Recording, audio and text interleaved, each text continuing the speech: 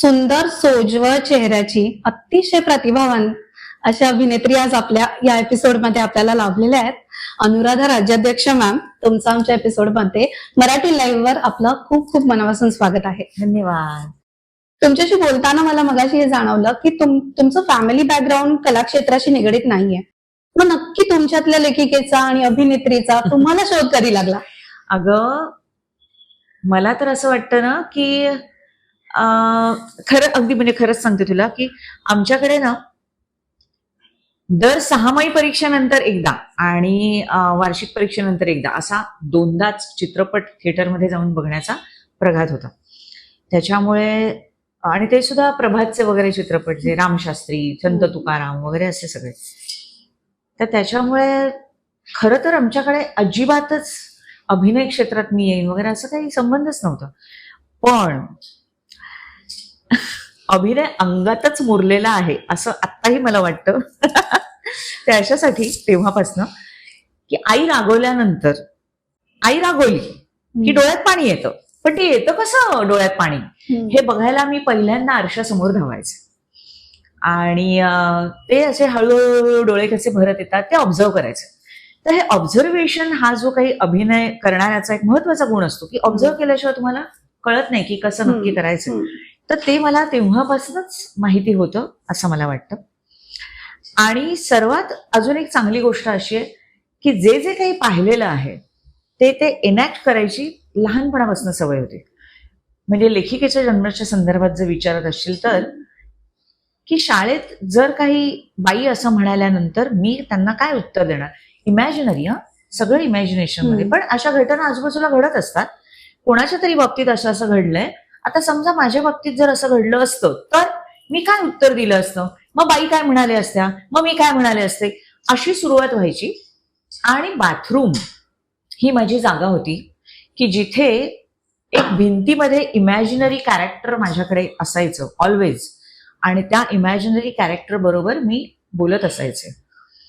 त्यामुळे बऱ्याच वेळेला आंघोळीला खूप उशीर व्हायचा आणि आईची जोरदार अशी हाक यायची, काय करतेस तू असं. आणि मग पटकन दिवशी अंगावर पाणी घ्यायचं आणि झाले आले आले आले जर छान अंगाला साबण लावत होते वगैरे असं काहीतरी करून मी बाहेर यायचं. तर हे जे काय अभिनय आणि लेखन जे आहे ते मला वाटतं तेव्हापासून असं म्हणजे गंमत म्हणून चांगली सुरुवात झाली. पण आईचा ह्याच्यात खूप मेजर पार्ट आहे की प्रत्येक गोष्टीमध्ये तुला आवडतंय का तर जरूर कर, किंवा रादर लहान मुलांना आवडतंय का इथपर्यंत ही मुभा नसतेच. पहिल्यांदा करून बघ. करून बघितल्यानंतर ते आवडत नाही असं म्हणायची मुभा आहे. पण करायच्या आधीच मला आवडत नाही, म्हणजे जसं ताट वाढल्यानंतर भाजी खाऊन बघ, मलाही आवडत नाही आधीच कसं ठरवू शकतेस तू? तू खाल्ल्याशिवाय तुला कसं कळणार? हे जसं मी मुलांना सांगितलं आणि माझ्या आईने मला सांगितलं तसंच कुठल्याही क्षेत्राच्या बाबतीत. म्हणजे वक्तृत्व मला माहिती नाही, कथाकथन मला माहिती नाही, मला माहित नाही आणि मला येत नाही, हे दोन गोष्टी आमच्याकडे वजा होत्या. आमच्या आयुष्यातनं वजा केल्यात. मला माहिती नाही, माहिती करून घे. मला येत नाही, शिक. अशा दोन गोष्टी असायच्या.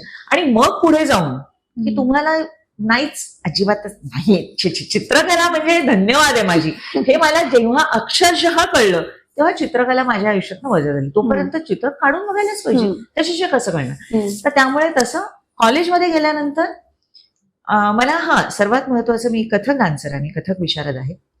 कारण माझी मोठी बहीण जी आहे तिला कथकचा, जसं मला अभिनयाचा ध्यास होता ना लहानपणापासून की हे करून बघूया ते करून बघूया, तसं तिला डान्सचं खूप वेळ होतो. आणि ती पहिल्यापासून म्हणायची की मला नाच शिकायचं. तसं मी पहिल्यापासून म्हणायचे की मला नाटकात काम करायचं. असं काय म्हणजे तेच म्हणून म्हणतो ना की मग ह्याला बॉर्न आर्टिस्ट म्हणायचं का काय मला माहिती नाही. आणि तिला आईनी जसं गोपीकृष्णजींकडे शिकवलं जाऊन, जेव्हा परिस्थितीही तशी नव्हती तेव्हा, तसंच माझ्या बाबतीत जेव्हा ती मला म्हणाली तेव्हा मी तिला असं म्हटलं की मला अभिनय क्षेत्रातच करिअर करायचंय आणि मी हुशार पण होते अभ्यासातही. तर त्याच्यामुळे मला नॅशनल स्कॉलरशिप मिळाली होती. तर मी तिला म्हटलं की मी आता कॉलेजमध्येच नाही जाणार जर तुम्हाला नाटक नाही बघायला दिलंस तर. मग तेव्हा परिस्थिती नव्हती तशी, नाटक सिनेमा बघणं म्हणजे वायफळ खर्च अशी धारणा होती आणि सत्य होतं ते आमच्यासाठी.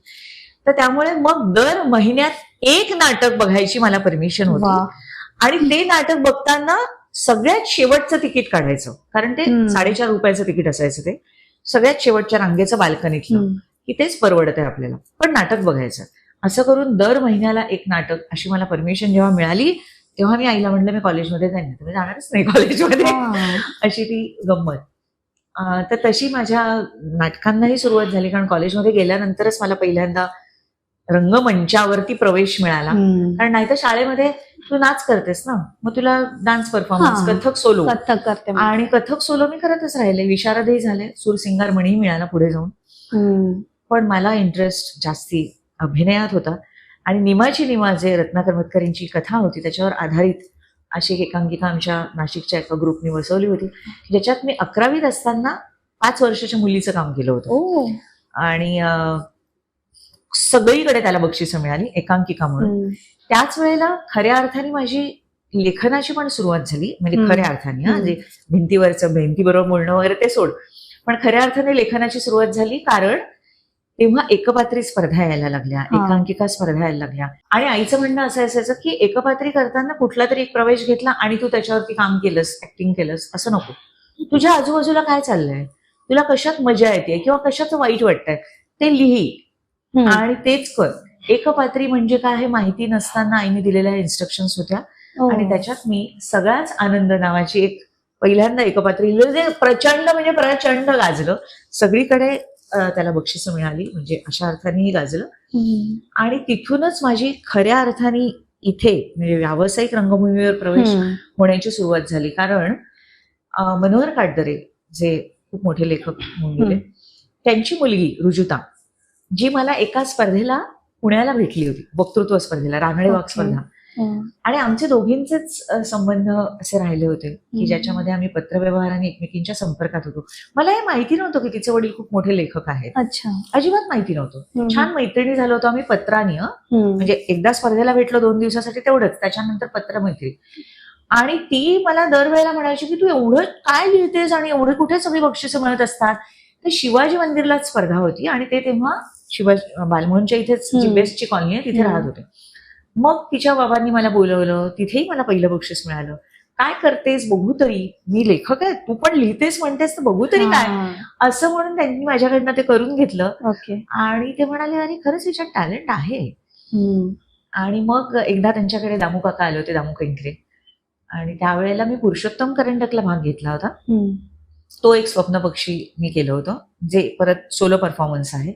नीलकांती म्हणजे नाना पाटेकर बायको नीलकांती पाटेकर, ती नाशिकची आहे, तर त्याच्यामुळे मी मुंबईला येऊन तिच्याकडनं ते कसं केलं होतं तू वगैरे असं करून शिकून घेतलं.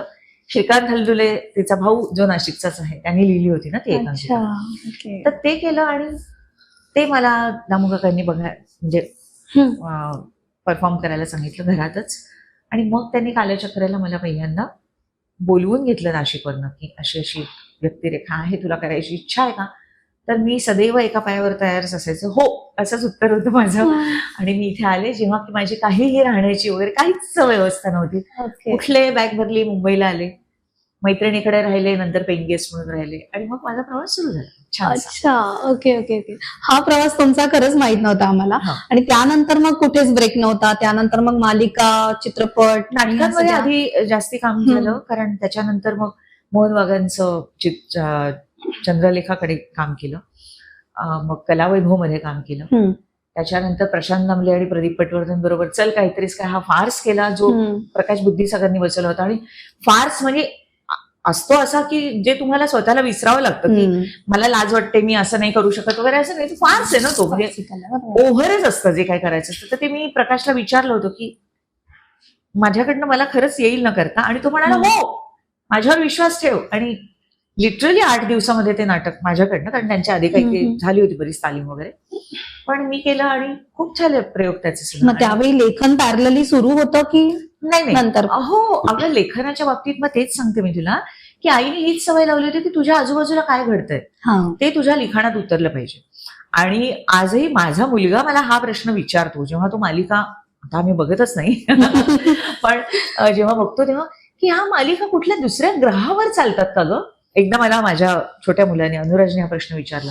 म्हटलं म्हणजे, तो म्हणाला नाही म्हणजे आजूबाजूला जे काही घडतंय त्याचा कुठलाही रेफरन्स या मालिकांमध्ये कधीच नसतो, म्हणजे दुसऱ्या ग्रहांवरच्या मालिका असतात का, असा मला त्यांनी प्रश्न विचारला. मला तो खूप आवडला होता प्रश्न, की हे वेगळंच विश्व आहे का की जे आपण कधी बघितलेलं नाहीये, किंवा जे आपल्या आजूबाजूला घडत नाहीये. आणि हे वादळवाटमध्ये नव्हतं. वादळवाटमध्ये ना तुझ्या आत्ता जे घडलंय त्याचा कुठेतरी रिफ्लेक्शन तुमच्या त्या मालिकेत आलेलं असतं. बरोबर. जेव्हा तुम्ही डेली सोप म्हणता त्याला, हो. तेव्हा डेली सोप मध्ये त्याचं रिफ्लेक्शन येत नाही, त्याच्याबद्दल चर्चा होत नाही, किंवा त्याच्याबद्दल म्हणजे आपल्याकडे फक्त एवढंच असतं की गणपतीचे दिवस आले म्हणजे सगळ्या मालिकांमध्ये गणपती दिसायला लागतात किंवा काय दही, एवढाच फक्त रेफरन्स. खरंच काहीतरी उत्तराखंडमध्ये झालं, काहीतरी तर रेफरन्स असला पाहिजे, पण तो नसतोच. म्हणून त्याचा हा प्रश्न मला खूप आवडला होता, जे वादळवाटमध्ये नव्हतं. आणि म्हणून मालिका लोकांना आवडतात ना, तेव्हा त्या त्यामुळे आवडतात जेव्हा त्यांच्या आयुष्याशी निगडीत आहेत त्या, हे त्यांना जाणवतं. असं लेखक म्हणून मला तर स्वतःला वाटतं. आता सध्या जे डेली सोप चालू आहेत मराठीतही हिंदीतही, तुम्ही जसं म्हणाला की वास्तवाशी त्याचा काही संबंध, तर पूर्वी हा लेखकांचा काय म्हणतो प्रयत्न असायचा की लोकांच्या आयुष्यात जे चाललंय, जे बाहेर करंट अफेअर्स चाललेत, आपण ते कुठेतरी इन्क्लूड करून. आता डेलिबरेटली असं करतायत का लेखक की जे चालू आहे ते दाखवायचंच नाही, आपण काहीतरी सुपरफिशियल दाखवू. परत नाही, तुला मी अजून एक गोष्ट सांगते.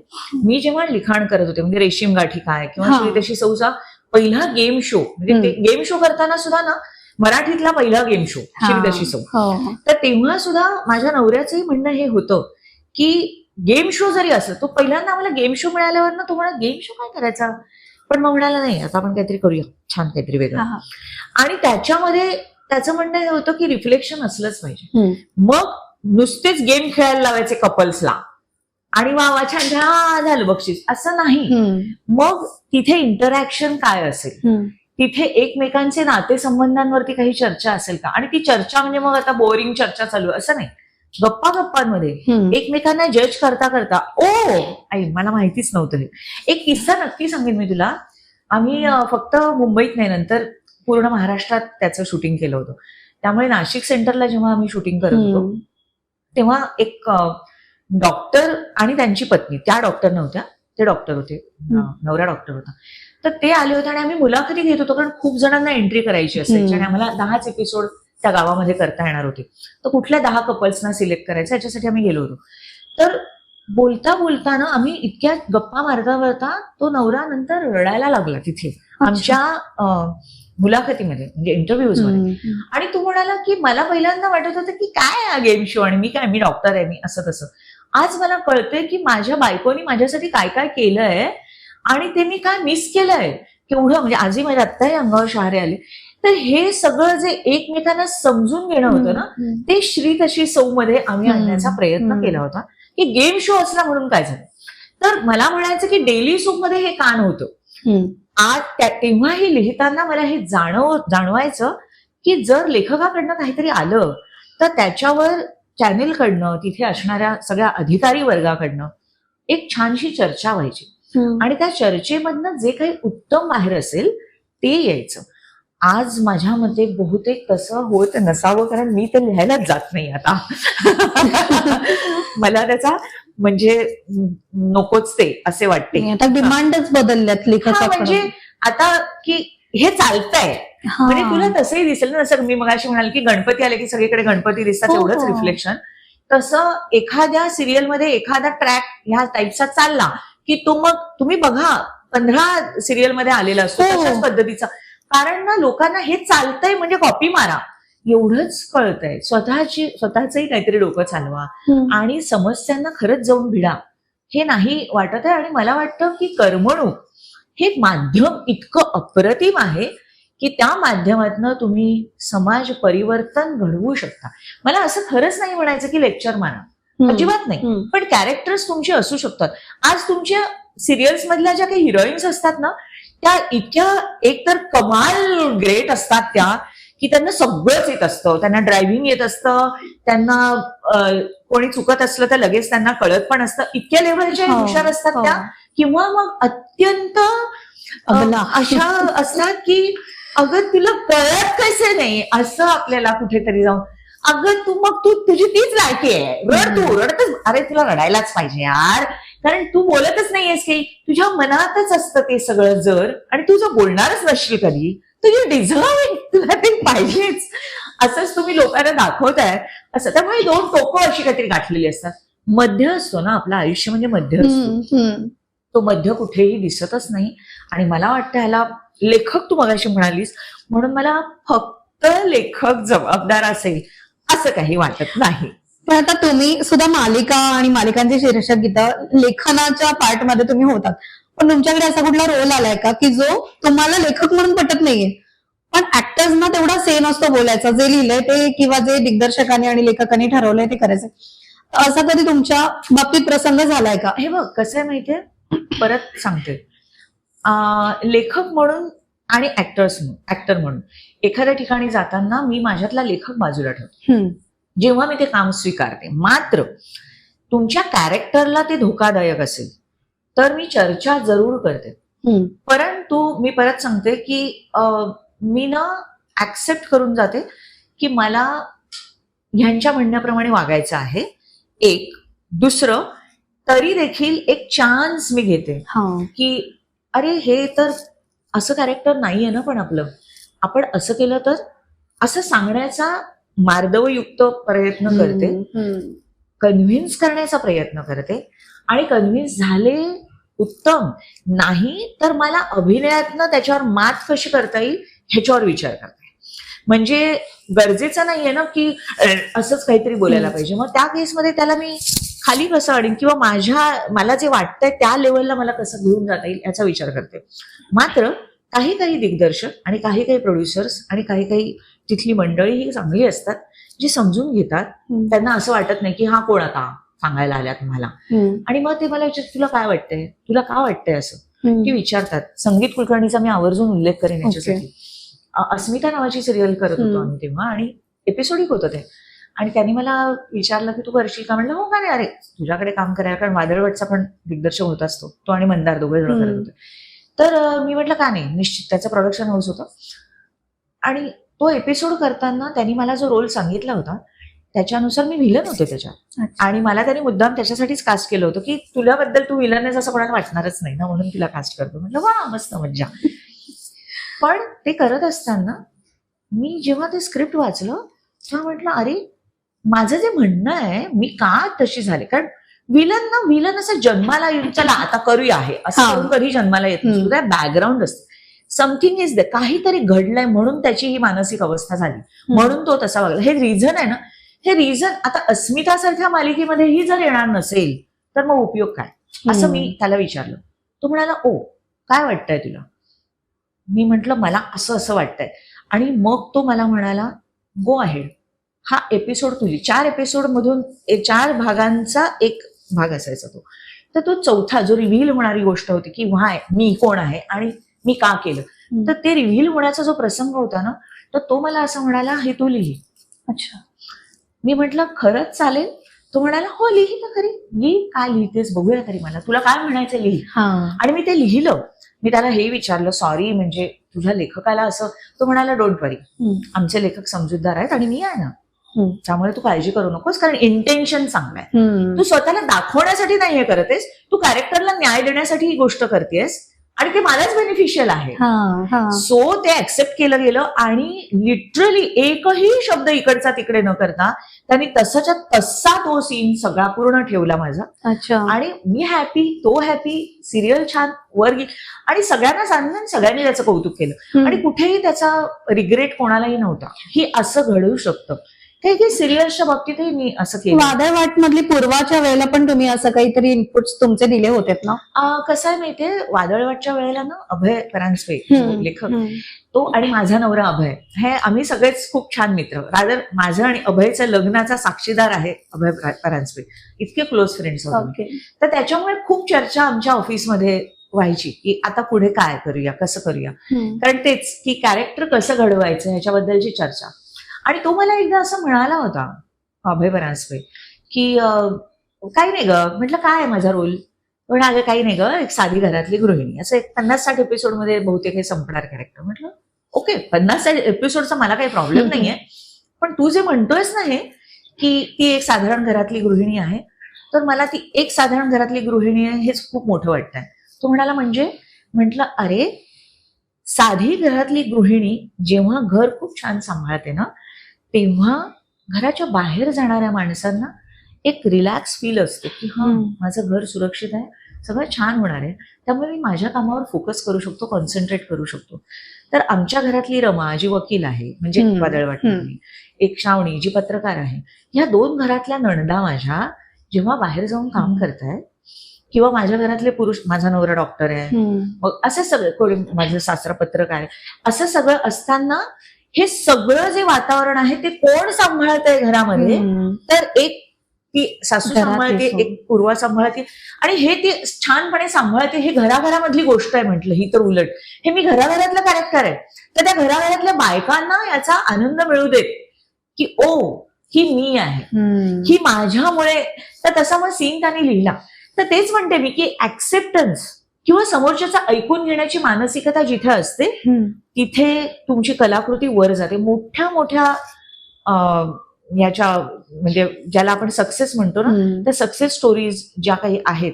आत्ताचा 12वी फेल तुम्ही, 12वी फेल मध्ये विधू विनोद चोप्रानी पण हे कबूल केलं की विकास दिव्य कीर्तीने दिलेले इनपुट्स, कुठेही नाव नाही त्याचं रायटर म्हणून, पण त्यांनी दिलेले इनपुट्स म्हणजे असाही उल्लेख आहे की जिथे मुलाखत फायनल होते तिथे आतमध्ये जायला कुणालाच परमिशन नसते. तर मग ते वातावरण आपल्याला मिळणार आहे कसं?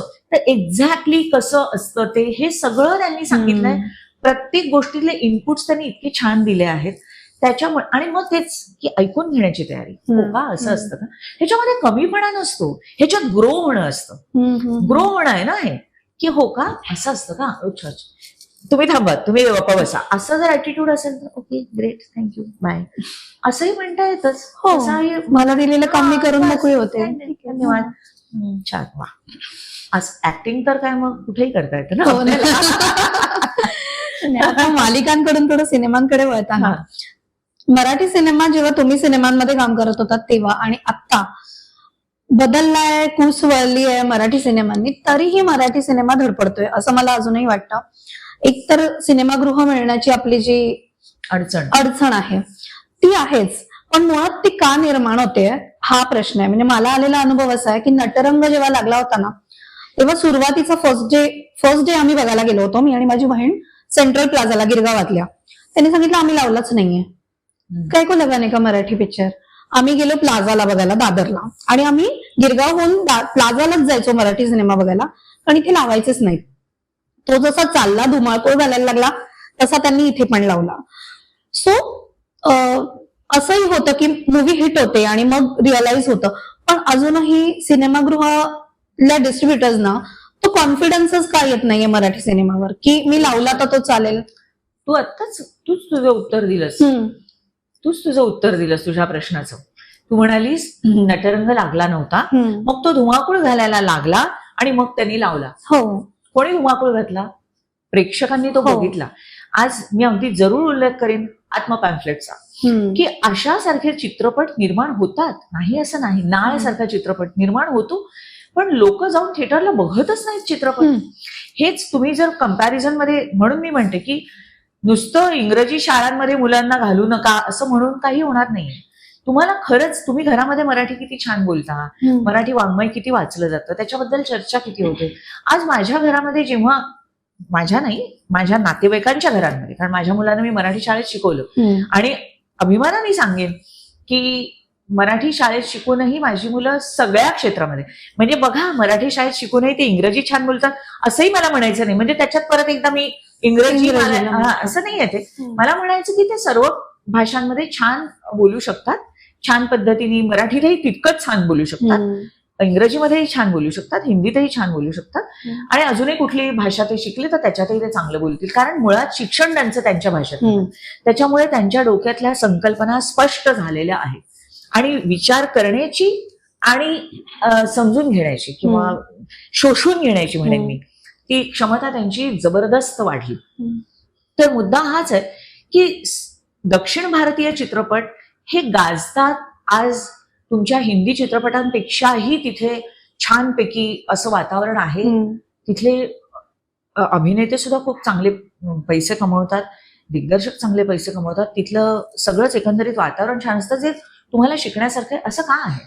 ह्याचं कारणच हे आहे ना, कारण त्यांचं त्यांच्या भाषेवर खूप प्रेम आहे आणि माझं प्रेम, माझ्या भाषेवर प्रेम आहे असं भाषण देण्यापुरतं प्रेम नाहीये, जे अनेक ठिकाणी मला दिसतं.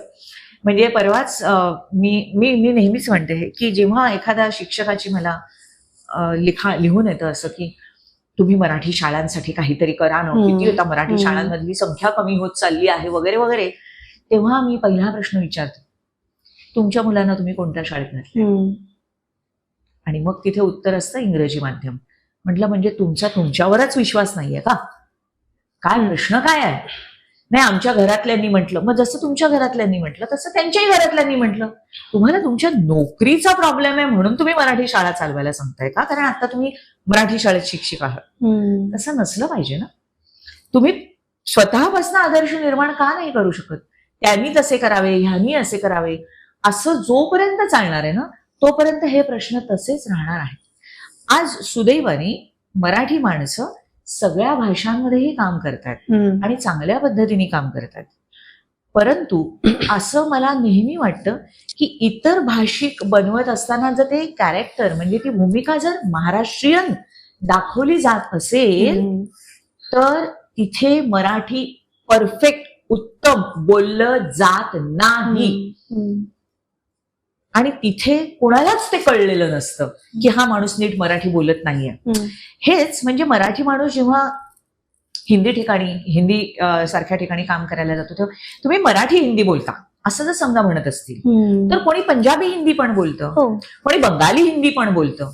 तिथे किती प्रश्न असतात मला माहिती नाही, पण ह्याच्याही पलीकडे जाऊन मला असं म्हणायचंय की तुमचं कॅरेक्टर, तुमची भूमिका ही मराठी आहे. हिंदी मालिका आहे किंवा हिंदी चित्रपट आहे, तिथे ते जे अभिनेता जो आहे म्हणजे कॅरेक्टर म्हणूया आपण, तिची भूमिका आहे ती मराठी आहे आणि तो ते मराठी नीट चांगलं बोलत नाहीये हे कोणालाच कळलेलं नसतं. आणि मी तसे म्हणलो तुला असं वगैरे काहीतरी तो बोलत असतात ते, आणि हे आपण मान्य करतो. इथे पहिलं मुळात ऑब्जेक्शन घ्यायला पाहिजे की हा मराठी बरोबर बोलत नाही, हे बरोबर नाहीये मराठी. पण तेवढीही जाणीव आपल्याकडे नाहीये, कारण आपल्याच लोकांना आज मराठी बरोबर चूक, योग्य अयोग्य हे माहितीच समजत नाही. मी ऍपल खाल्लं असं जर तुमच्याही घरात जर बोललं जात असेल तर ते तिथे तसं काहीतरी मी खाल्ले बोलले, त्याला क्रियापद काहीतरी मला भेटलं, मला पेन भेटलं वगैरे असं जर बोलत असतील आणि ते तुम्हालाही चालत असेल तर तुम्हालाच कळत नाही की ते चुकीचं बोलतायत, मग तुम्ही काय त्याच्यावरती बोलणार? असा तो सगळा घोळ आहे. म्हणून तू जे मगाशी म्हणालीस ना की चित्रपटगृह का मिळत नाही, तर इथे तुमची खरंच आतून इच्छा आहे का, हा खूप महत्वाचा मुद्दा आहे. मोठ्या मोठ्या फिल्म फेस्टिवलला आम्ही जेव्हा जातो त्यावेळेला फ्रेंच, रशियन अशी जी भाषिक चित्रपट येतात ते चित्रपट उत्तम असतात. आणि त्यांना जेव्हा Q&A म्हणजे प्रश्नोत्तराच्या तासाला बोलवलं जातं त्यावेळेला ते सांगतात की मला इंग्रजी नाही बोलता येत किंवा मला हिंदी नाही बोलता येत, तुम्ही तिथे दुसरा दुभाषा ठेवा आणि आम्ही बोलतो. किंवा 12वी फेलच्या बद्दल पण तो जो लास्ट इंटरव्ह्यू आहे तिथे त्यांनी तेच सांगितलं ना. काय सांगितलं की माझे विचार महत्वाचे आहेत, माझी भाषा महत्वाची नाहीये. आणि हे सिद्ध करून दाखव असं म्हटल्यानंतर त्यांनी ग्लासचं किती छान उदाहरण दिलं की हा काचेचा ग्लास आहे, मी ह्याच्यातनं नाही पाणी पिऊ शकत का, तो काचेचा आहे. अरे ग्लास आहे ना, मला स्टीलचाच ग्लास, असं का? पाणी महत्वाचं आहे ना का ग्लास महत्वाचा आहे? एक्झॅक्टली मला हेच म्हणायचंय की पाणी महत्वाचं आहे, तुमचे विचार महत्वाचे आहेत, तुमची भाषा महत्वाची नाहीये. आणि आज अजूनही जर दुर्दैवाने आपल्याकडे मराठी भाषेत शिकून तुम्हाला पुढे जाऊन जर इंग्रजीच भाषेत शिकायचं असेल तर लोक हा विचार करतात की अरे मग पहिल्यापासून त्याला चालू दे बाबा, मराठीत न घालता इंग्रजीमध्येच घालूया म्हणजे त्याचं भाषेवर प्रभुत्व येईल, मग त्याला पुढे जाऊन प्रश्न निर्माण होणार नाही. तर ही मेहनत घेण्याची तयारी कुठेतरी मला वाटतं सगळ्याच दृष्टीने कमी पडते असं मला स्वतःला वाटतं.